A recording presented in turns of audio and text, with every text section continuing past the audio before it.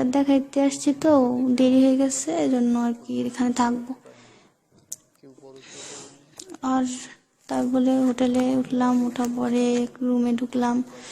রুমে ঢোকা মাত্রই আমাকে ও জড়িয়ে ধরে বিছানায় পড়ে যায়। একবার থাকার পর ও আমাদের জন্য খাবার আনতে বাহিরে যায়। অনেকক্ষণ পর খাবার নিয়ে ফিরে আসে। আর আমার ছেলের জন্য একটা জুস নিয়ে আসে, মানে খাবার জিনিস নিয়ে আসে আর কি। তারপরে এসে তাকে জুস দেয়, দিয়ে ওর সঙ্গে খেলতে শুরু করে। এই মানে এইটুকু সময়ের মধ্যেই ও আমার ছেলেকে যেন খুব আপন করে নিয়েছিল।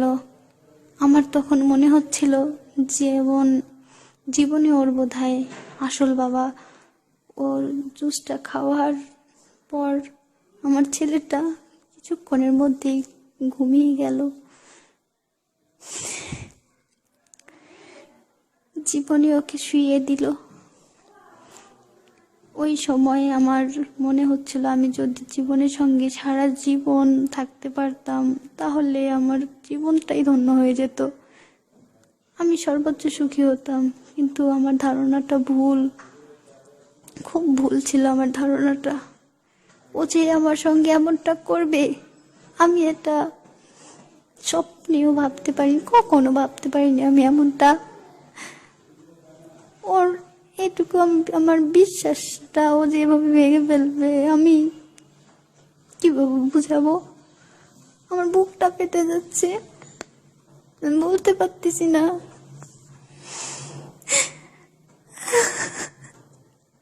সেই রাতে আমার দুইজন অনেক মজা করি।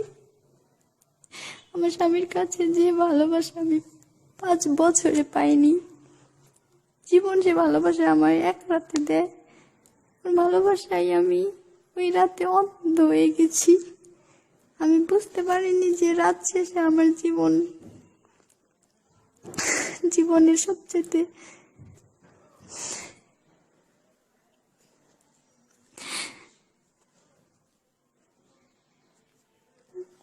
রাত শেষে আমার জীবনের জন্য কি অপেক্ষা করছে। ফজরের আজানের পর অনেক পর ও আমাকে বলে যে তুমি যাও গোসল করে আসো, আমরা এখনই বের হব। আমি গোসল করতে পাশের রুমে যাই। গোসল করে রুমে এসে দেখি কিচ্ছু নাই, আমার কিচ্ছু নাই, আমার ছেলেও নাই, আমার কিচ্ছু নাই। আমার সব কিছু নিয়ে চলে গেছে, আমার ছেলে নাই।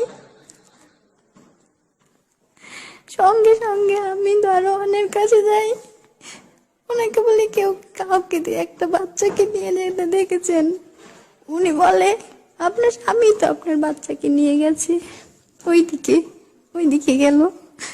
সঙ্গে সঙ্গে আমি ওদের পাগলের মতন খুঁজতে থাকি, এগুলিও বলি, কেউ বলে না যে ওদের দেখেছি। আমার বুকটা ফেটে যাচ্ছিল, আমি কি করব কোথায় যাবো ভাবতে পারছিলাম না। আমার দম আটকে যাচ্ছিল। আমার মনে হচ্ছিল আল্লাহ আমি এখন কি করবো, আমি কোথায় খুঁজবো আমার ছেলেটাকে, আমি কার কাছে যাব।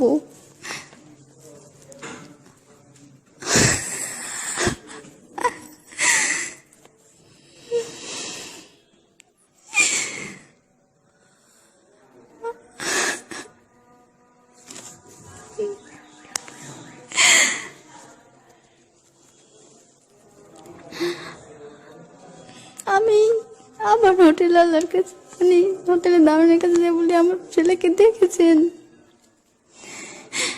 ও বলে না, আপনার স্বামী তো আপনার ছেলেকে নিয়ে গেছে, আপনি তার কাছেই যান, তাহলে তো আপনার ছেলেকে পাবেন। আমি সেদিন কাউকে বলতে পারতেছিলাম না যে আমার তো সে স্বামী ছিল না, আমার তো স্বামী না, আমি কি করে তাকে খুঁজবো, আমার ছেলেটাকে আমি কিভাবে তার কাছ থেকে নিয়ে আসবো, আমি কোথায় পাবো আমার ছেলেকে। হোটেলেও যে ঠিকানা লিখেছিল আমি সেই ঠিকানায় যাই, ওখানেও পাই না ওকে। আমি ও যে সব নাম্বার কথা বলতো, সবটা নাম্বার একটা একটা করে বারবার ট্রাই করতেছি, সব নাম্বার বন্ধ, কোনো নাম্বার খোলা নেই, সব নাম্বার বন্ধ করে দিছে। আমি যে পাপ করে যে এত বড় পাপ করছি, মরার মতো না। আমি নিজের বুকের ধনকে আমি হারাই ফেলেছি, সেটা আমি নিজের একটা ভুলের কারণে। আমি যদি এতটা বিশ্বাস ওকে না করতাম, আজকে আমার ছেলেটা এত বড় কষ্ট পেত না। না জানি আমার ছেলে কিভাবে কোথায় আছে, ছেলেকে আমি কোথাও খুঁজে পাচ্ছি না।